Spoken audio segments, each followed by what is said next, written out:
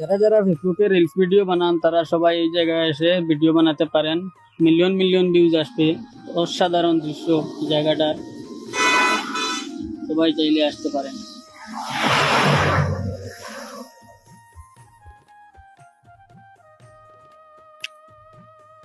এই দেখেন কত মানুষ এখানে আসছে ভিডিও বানানোর জন্য। সব সময় আসছে মানুষ, যাচ্ছে, এখানে অনেক অনেক মানুষের ভিড়।